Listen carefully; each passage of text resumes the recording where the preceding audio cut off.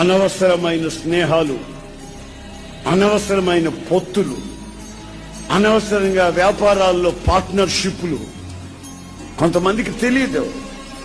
విచ్చలవిడిగా ప్రవర్తించడం, మనసు వచ్చినట్లల్లా ప్రవర్తించడం, శరీరంలో వచ్చిన కోరికలను నెరవేర్చుకోవడం, మరలా ఏమీ తెలియనట్టుగా భక్తిగా ఉన్నట్టుగా నటించడం. అయితే వార్నింగ్, హెచ్చరిక వస్తుంది.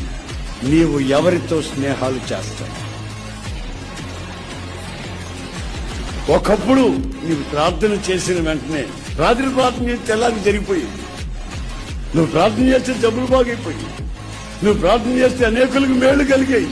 ఇప్పుడు నీ పరిస్థితి ఏమిటంటే, నీ కొంపలోని రాత్రి మగళ్ళు అల్లకాల్లో, నీ పిల్లలే వెచ్చలు విడతారు, నీ జీవితమే గమ్యం లేని పరిస్థితి. దీనికి కారణం ఏమై ఉంటుందంటే, భక్తిహీనులతో నీవు చేస్తున్న స్నేహం. సినిమాలకు పోవు గాని సినిమా కథలు వింటుంటాం.